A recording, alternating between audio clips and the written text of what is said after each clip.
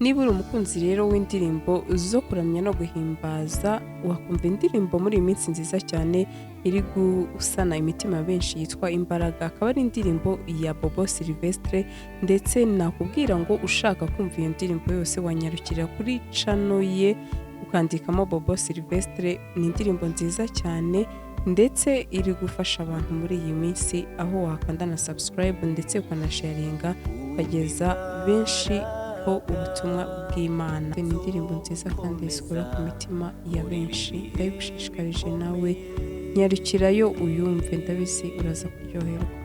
Ibihe bigenda bihinduka, nsanze nashoboye kubaho nagufite. Kuvuka ku itariki 29 z'ukwezi kwa 12, ibintu bya bimwe namwe ko bigaru twagiye tugirana ndabizi, ariko nabonye ngo wakorewe isabukuru. Kiriya sabukuru ngo yari y'amavuko, koko uvuka kabiri mu mwaka. Ige ni mwiza kurusha uyu mukobwa, ati nago waberanye. Wowe ibyo bintu bibonye ntago bikubabaza? Kuva na kera nahoze mbivuga buri muntu naguyiwe n'agahondeshoke. Ukabubaye umugabo tayari, ukabugiye mu murenge rwose, ukaba umugabo, ukajya wambara impeta nk'abandi ba papa bose. Uragiye ukaba urahagurutse rwose mu Rwanda, ufashe indege uragiye. Ubumva bizakorohera kuba kure y'abavandimwe bawe cyangwa se inshuti zawe? Kandi hari igihe usanga hari n'umuhungu n'umukobwa bakure mu muhanda bagasomana, kandi ukabona abantu nta n'ikintu bibabwiye. Akantu k'amafuti kari akantu kanaje rimwe, ariko babigeze imva, babigeze ibintu byadanje. Kandi numva n'abarokore benshi njya mbona mu muhanda banasomana. Gasaro TV. Kunzi wa Gasaro TV tubahaye ikaze mumerereye impande n'impande, ndetse tunabashimira mwese mwakoze subscribe no utarayikora. Ni umwanya mwiza ngo uyikore ubone ibiganiro byiza tukugezaho. Ndabasuje cyane rero abari mu ntara enye z'u Rwanda, umujyi wa Kigali, Australie, Belgique, Finland, Italie, Suisse, Hollande, Cap Vert, abari Canada no muri Leta Zunze Ubumwe za Amerika. Reka nsuze cyane abantu bo muri East Africa ndetse n'abanyamurenge, n'ukuri Imana ikomeze ibane namwe. Uyu munsi rero tubafitiye umutumirwa. Ni umutumirwa nzi neza ko benshi mwari mukumbuye hano, nkurikije comment mwajyaga munyandikira. Akaba ari Nyirinkwaya Ige. Tubahaye ikaze. Murakoze cyane. Uyu munsi singoye promotion yo kuvuga se. Cyaje byo by'umunsi baramvuze byo. Umeze gute se? Iga amakuru y'iminsi haciyemo igihe kitari gitoya.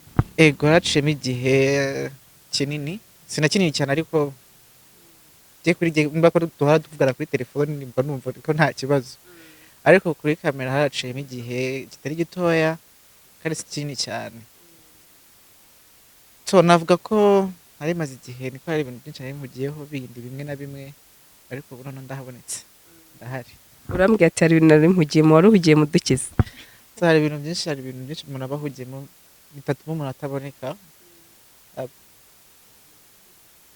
Ya, urakoze cyane. Hanyuma mama, undi makuru y'iminsi wari umeze ute? Ubuzima bwari buhagaze gute? Ese watangiye gukora meruka, hari projet runaka ufite yo kuzakora, byagenze biti? Waratangiye nicyo cyatumye uba busy cyangwa?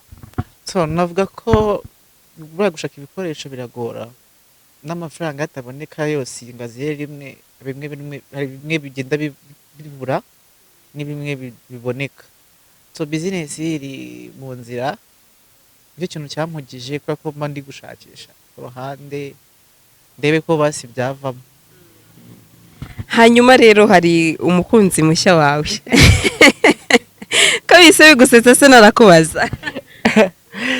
So nine biranshimishije kwa Deni, navuga ko ari byo nako biri na secret nakwanze. Oya ntago biri secret, kuko nagiye mbona ahantu henshi hatandukanye mwiyemeje kubishyira hanze. Niba atari banguriya mukobwa mwamenyanye gute? So twamenye kuri social media, yakunze kujya nkurikirana mbere navuga ko narahinduka, yarankurikiranaga mbere, ubundi amenyeye ku Gasaro niho yamenyeye. So arangije agenda mbona no kandi amasosho yandi nyine ari uriya muhungu ukora kuri Kigali 250, ne bari kumwe, navuga ko ari baduhuje nabo. Nagiye kubona mbona bahamagaye ati hari umuntu ushaka kuza kugusura kandi ugukunda. ndambwira narebe ni karibu karibu muri urugo rushyashya. Yeah, then nuko nagiye kumubona mbona araje, nyuma twaranaganira nyuma ya kamera turaganira, ndamubwira ati rero urabona ko ntari organiza neza, birimo biraza gake gake kandi urabona ko n'akazi nako kaba gakenewe. So arambwira ntarebi nta kibazo, turi kugendamo neza mugabo umupira. hanyuma nabonye komenti z'abantu benshi ndetse ntabwo nareka kuvuga, benshi baravuze ati wige itondere uyu mukobwa wabona adakijijwe n'ibima bintu byinshi, dore abantu bavuga byinshi bitandukanye. We ziriya komenti wazakiriye gute, aho benshi bakomeje kubwira ati banza witonde utekereze, abandi ati banza ubaze Imana yawe? Yego barabimbaje, narabonye mu komanteri, then mbona ko kubyo bari kumbwira nibyo, mu kubanza kwitonda ntabwo ari ibintu bitoyirukanyira, kuko then numva uriya ntabwo akijijwe niko navuga. Ariko ashobora no gukizwa wenda kubera gukunda, none se ntabwo ujya ubimubwiraho? Ndabimubwira kubera Imana niko n'ubushize, then kuba ko ashaka kugenda, urabona ko bankoresha ibyize kandi ashobora kugaruka nyuma y'igihe kinini cyane. Urakoze. Ahubwo yigenzi kuvuka ku itariki 29 z'ukwezi kwa 12, ibintu bya bimwe na bimwe ko bigaruka twagiye tugirana ndabizi, ariko nabonye ngo wakorewe isabukuru. Kiriya sabukuru ngo yari y'amavuko, koko uvuka kabiri mu mwaka, aho ndetse nabonye ko ufite abakunzi benshi, aho bandikaga muri comment ati Ige yakoreye isabukuru ejo bundi, yatese avuka kangahe, mbona abantu bakomeje kubyibaza. Then navuga ko biriya bintu byabaye ko ashaka kugenda mu kwa munani, kandi nagenda mu kwa munani azagaruka nyuma y'umwaka. We yagira ngo asiga bikoze rero hakiri kare, igihe atashagaraye ko navuga. Hanyuma wambwiye ati ntagakijijwe, none se urumva bizagenda bite? Cyane kwenda numva ngo uwo muri no kwitegura kujya mu murenge. Nabonye ikindi kiganiro, urumva bizagenda korohera kubabana n'umuntu wowe ukijijwe adakijijwe? Kubera Imana byose bizashoboka. Ntabwo burya ibintu by'agakiza ntabwo umuntu atabyinjiramo, nanjye nabanje kubyinjiramo gake gake, nawe ashobora kubyinjiramo abonye ukuntu meze nanjye ukuntu nabyitwayemo neza. Nawe ndizera ko ni umuntu mukuru uzi ubwenge, kuko inshuro nyinshi nawe bambwira ati nuko nanjye nahinduka nkaba umukristo. Urakoze. Hanyuma hari comment zindi nabonye ati Ige ni mwiza kurusha uyu mukobwa, ati ntago waberanye. Wowe ibyo bintu bibonye ntago bikubabaza? Nyamara njyewe nubaha urukundo, kuko buryo umuntu akunze undi uko byagenda kose aba ari impamvu yamukunze. Iyo ubonye nk'abantu navuga kukuserereza ati warihangitse cyangwa se nimuberanye, ntago bibasha kugutusha? Erega kubwiza ushobora kubona mu maso ari mubi, ariko ku mutima ari mwiza. Ntago ibintu byose bihora bikayangana, umugani n'abarundi. Byakira gute rero wumvisha ababikubwira? So ntacyo nabivugaho, kuko umunwa ni inyama yigenga, n'ururimi ni inyama yigenga. Ese nta bandi bo muri famille yawe cyangwa se inshuti zawe bajya babikubwiraho? Buri muntu burya kuva na kera nahoze mbivuga, buri muntu naguyiwe n'agahondesho ke. Nta kintu babivugaho, kuko nyine baravuga ati byaba bibaye byiza ahubwo tubonye umuntu mukaruma. Hanyuma Ige, wenda hari principe zimwe na zimwe wagiye umbwira ugenderaho mu rukundo, ni nk'ikihe kintu ukundira umukunzi wawe cyatumye uvuga ati Ige reka mfata icyemezo, navuye hahandi habi uyu munsi ndahandi handi, none mfata icyemezo cyo gukunda uyu mukobwa? Cyane ko hari benshi wajyaga umbwira ati abakobwa bambereye nabi, ariko none uyu munsi ukaba wahisemo uriya mukobwa. Harya yitwa Sonia. So Sonia impamvu namuhisemo, hari ikintu nabonye, ni umuntu udakomeza ubuzima, ni umuntu woroshya ibintu. Mva ni byinshi namubonye mu byinshi, bimwe na bimwe nagiye mbona, bimwe na bimwe duhuza. Ntabwo nitaye ko bwize se ko umuntu abushaka akabubona. Hanyuma hari abandi bavuze ati Ige ashobora kuba akurikiye visa, cyangwa se ashaka kwigira hanze. Ubundi ibyo bintu bivugaho iki? Ngiye kugeza iyi saa ndamenya koko, ndaza no kubaza ikindi kibazo, niba ko kaba mu Rwanda cyangwa se hanze Belgique. So ntabwo nkurikiye ubutunzi, nkurikiye umutima w'umuntu. Umutima niwe wubaka, ubutunzi bwo buza nyuma. Nabonye munasomana, ubu neza neza amenye uko abakobwa n'umuhungu bashobora gusomana. Ibyo se kari ibintu bisanzwe, ibyo ni secret y'umuntu. Bisanzwe. Hanyuma se nk'iyo muri kumwe wowe nawe, uba wumva ari nk'ikihe kintu byibuze kigushimisha wowe n'umukunzi wawe Sonia iyo mwicaranye uvuga ati yige navuye hahandi ariko uyu munsi ndi gukundana n'umuntu tudahuje igitsina. mva numva ari ibintu bisanzwe iyo turi kumwe mba mbona ari nk'ibintu bisanzwe kubera ko inshuro nyinshi iyo turi kumwe ari usanga turimo turakina then ndamweretse uko nteye arambwira ati ndabikunze cyane wagira ngo ntabwo uri umunyarwanda. Hanyuma hari umumama yabyakiriye gute kubona umuntu bita Yige yarakijijwe hanyuma ndetse abona n'umukazana reka mvuge gutyo. So yabyakiriye ubu ntabwo nzi ukuntu yabyakiriye kubera ko nari maze igihe tutavugana kubera ko nawe akenshi aba ari bize burya iyo umuntu ari bize ugomba kumureka kugira ngo abanze akemure ibyo ashaka. So ntabwo twe tumaze igihe tutavugana kubera ko kuri WhatsApp turavugana akambaza bimeze bite nkamubwira ati sawa wagiye kuryama ubu ngubu umeze neza cyangwa se nkamubwira ati nagiye gusura mu rugo hepfo niho ndaye. Hanyuma amakuru mfite no ko iriya nzu ubamo ari kwishyurira ayo makuru yaba ariyo? Oya n'undi muterankunga kandi arabyivugiye Yige ntabwo ari we navuze ko ari umuntu wo hanze ariko navuze ko ari umupapa wo hanze. Hanyuma urambwiye ati ari mu bintu byinshi n'ibyo ko Kigali ntabwo byoroshye hari ubwo byibuze yagize agutera comment ati nabonye umukazana ameze gutya nta kibazo babyishimire.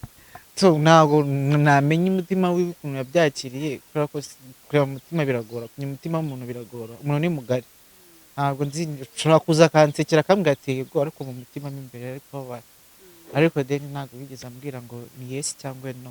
Hanyuma Yige hari abantu benshi ibyo ari byo byose bishimiye urukundo rwa Yige hari benshi bashobora kubwira ibintu byinshi ukavuga ate ko se ubundi koko ntabwo nihuse cyangwa se sinirukiye mu rukundo.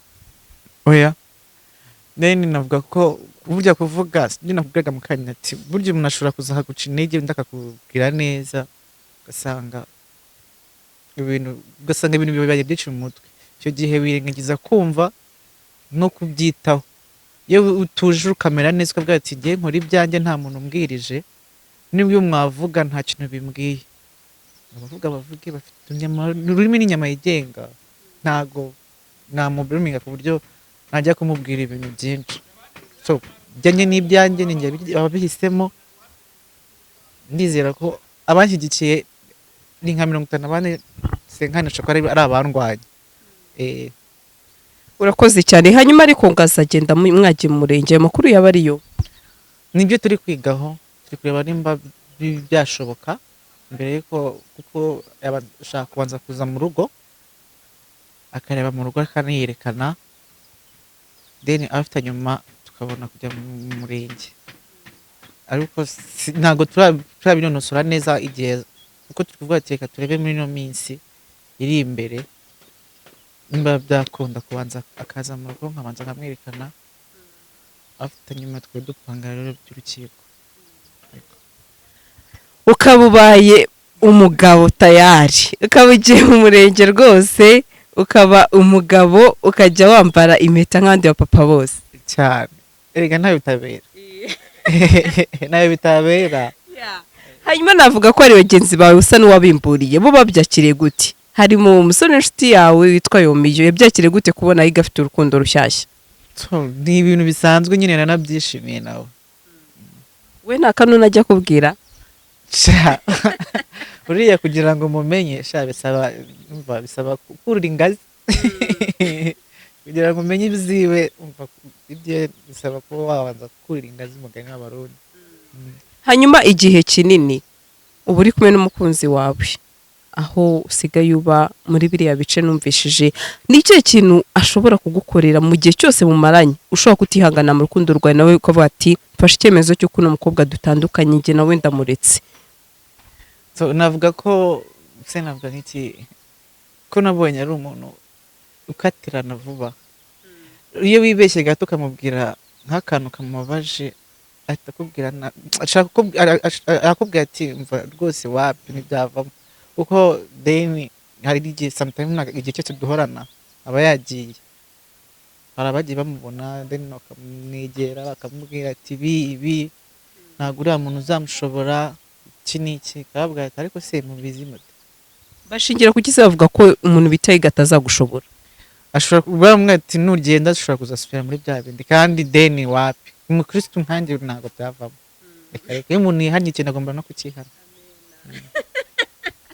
hanyuma hari benshi ige ndashaka umbwire ntabwo nshaka izina ry'umuntu wigeze kubwira ikintu kitari kiza ku mukunzi wawe kikakubabaza izina ryihorere ni nk'ire jambo ryakubabaje kuva menyana n'uriya mukobwa barambwiye ngo n'umuntu yarambwiye ngo uriya mukobwa ntabwo uzamushobora ngo abadesipora bose niko bamera ngo bazabishakira kugira ngo bagere hariya aze mujye mu rukiko nagera hariya ahite deni yishakira undi mukobwa cyangwa se kugira ngo yikomereze bizinesi yiwe kugira ngo bagire bakomeze bibonere ubushobozi numva birambabaje ndamubwira ati umuntu ni umuntu kandi umuntu ni mugari kumenya biragorana so nabikora mbere biyo gahunda afite nta kibazo ngera cyo bimbwiye vuga gusa z'abansizi wacu nta kibazo mfite kandi nimba afite umutima wa kimuntu azabikora hanyuma nakaye kantu akubwira ko akunda kwishimira kuri wowe yige uri umuntu uhora kenshi wisekera ashimishwa n'iki kuri wowe mbese akanajya kubwira umunsi kundi ukavuga ati sheri wanjye nzi ko akunda iki kintu kuri njye duhere kuri physical appearance uko ugaragara n'icyo kintu akunda kuri wowe ikintu nabonye yambwiye cyambere yarambwiye ngo nkunda ukuntu useka ndamubwira arambwira ko arambaza ngo ariko mbabarumbwira ujye babara ndamubwira ati kubera iki ntindababara ureka nze nshaka ikintu kizatuma tubabara ndamubwira ati sha uzagishake niriye kosa rero gukorera ikakubaza kuva mwamenyana ukanabimubwira we arashaka ngo njye nzababare nyine ngo azashaka kuzakora akantu ngo ambabaze ndamubwira sha uzagikore nditeguye ati kandi nzabikora ari surprise ndamubwira ati sha uzabikora ndavuga yewe sawa ubu nta n'ikosa rimwe gukorera kugeza iyi saha sha nta kosa ndamubonaho nta kintu arankorera ngo kimbabaze wapi nta sikuri mu munyenga w'urukundo wana ni ibisanzwe ubwo se birasanzwe yige ibyo byose ni umukobwa wa mbere ubashije noneho kuba proud ye hari uwo mwabanjije Yaline gato ariko ntibyabasha kugenda neza uravuga ati wapi ego ariko ese ko mbona usa nawe utarabyizera neza ko wagira ngo ejo n'ejo bundi byanarangira buriya ntiwamenya ige ushobora rero kuba utarabyiyumvamo cyane buriya ibintu ni kugenda gahoro gahoro ntabwo utabirukankamo ugomba kugenda gahoro ukabanza ukareba ubanza ukaniga burya ntabwo ari ibintu utabirukankamo ngo ufata decision zo kubyinjiramo cyane ariko ni ibintu unagendamo gahoro gahoro hanyuma nimumara gukora ubukwe muzahita mugenda cyangwa se wowe uzaguma mu Rwanda mwabipanze gute mwabiteguye gute so ntabwo turabipanga iby'ubukwe neza byo kugenda ariko we yumvuga ko twatatuhagurukira rimwe kuko n'ibizatuma asubira iriya nabyo birimo kugira ngo arebe ko yabona ibipapuro byemeza ko nagenda nahaguruka nkava nahasiga iriya Belgique ukaba uragiye ukaba urahagurutse rwose mu Rwanda ufashe indege uragiye bumva bizakorohera kuba kure y'abavandimwe bawe cyangwa se inshuti zawe erega kure ni mu nda y'isi aho ubundi umuntu agiye ahandi hose muravugana ntabwo nyine bizabanza kungura mu minsi ya mbere kuko ntababona ariko rero bigenda biza gahoro gahoro ni nk'aba mwana ugenda muri antena bwa mbere atangiye mu wa mbere segonderi umunsi wa mbere wanze ukamunyuzura n'uwa kabiri n'uwa gatatu icyumweru cyose ushaka kumara kiri kumunyuzura ushaka no kumara n'amezi n'umwaka ukimunyuzura ariko nyine iyo bigezemo hagati agera akamenyera hanyuma yige hari izindi comment nagiye mbona uyu munsi waje nta meta wambaye bakuvuga ngo ise yige kongeye kwambara impeta wenda ngiye numva ari nk'umurimbo nkuko nanjye nazambara cyangwa se undi muntu yazambara abantu batekereza ko kwambara impeta ari ikibazo wowe ubundi ubivugaho iki cyangwa se wababwira iki ikintu nababwira erega kwambara ikintu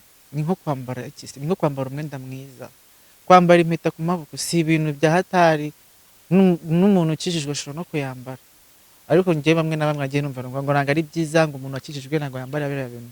None se ko bambara amasheneti cyangwa akambara fime cyangwa akambara ikindi kintu ku kuboko kindi, gurumeti zo ku maboko zirahari, ariko njye ntangazwa n'ukuntu bumva yuko ibintu byose umuntu iyo yakijijwe.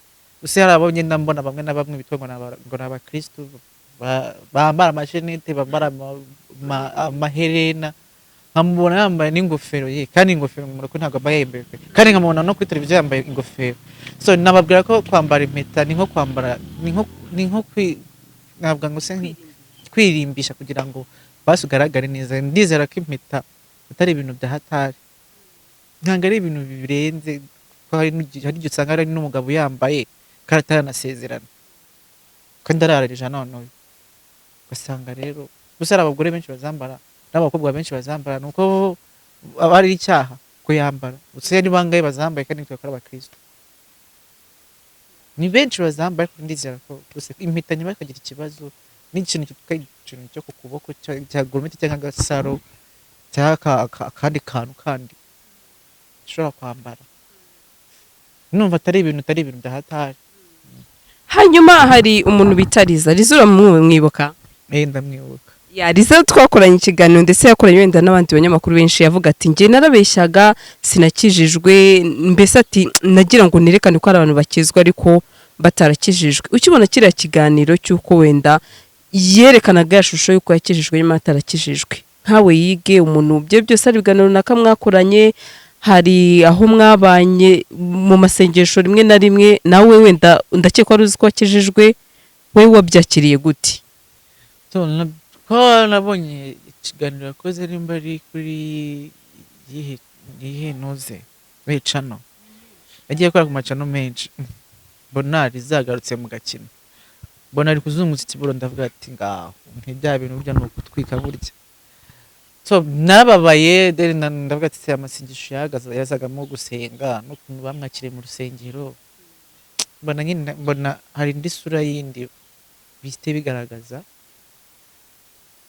mbona biranambabaza, ndavuga ati se umukobwa yaba iki noneho byagenze bite. So byarambabaje, ndavuga ati ariko burya afite impamvu. Burya umuntu ntabwo yashobora guhindukira ngo asubire hariya udafite impamvu, ariko burya iyo umuntu asubiye hari ahantu aba yitandukanyije n'Imana. Hari ikintu Imana yongeye ukayitera umugongo, ni hahandi Imana ikujya kumva yaguhannye, ya nkoni ibanita kuvutagura ku buryo ikubita ikubise kandi ikubise sinkubeshye. Umva iriya nkoni iyo igukubise igukubitira rimwe, kandi ubuze ubwenge namwifuza kudahindukira. Hanyuma nk'umuntu mwigeze no gukorana ikiganiro mukabana, wigeze umuhamagara umubwira ati se ibyo nabonye ni ukuri, babasha kumuganiriza nk'umuntu uyu munsi wamenye Imana ukavuga ati reka mve muri bya bibi uyu munsi mpinduke? Tunavuga ko twahuriye ahantu mu kiganiro, ndamubaza inyuma ndamubwira se ko mbona wasubiye mu kibuga, numvise bavuga ngo wasubiye mu kibuga, kuko wagisubiyemo ngo ntagisubiramo. Ndamubwira kubera iki se? Wewe mufite impamvu. Uyu muntu akubwiye gutyo nta kintu warenzaho kindi, mwihorere. Hanyuma yige nk'umuntu ushobora kuba akijijwe ariko wenda akavuga ati reka nsubire hahandi naturutse, reka ngende ku social media zinwike mbeshya abantu, agikora bya bindi, nk'ihe nama wamugira? Ibyo ari byo byose hari ababakijijwe by'ukuri ariko wenda n'umuntu udakijijwe by'ukuri. Harimo abantu benshi baba bagaragara mukabona arakijijwe kandi arangiza n'ubundi kigira muri za gahunda ziwe. So ndifuza ko umuntu wese waburi uzi ko wakijijwe akamaramaza akagira imbere y'Imana, yakwicara agatuza agasenga Imana ye, kuko hari ahantu ntabwo ari heza.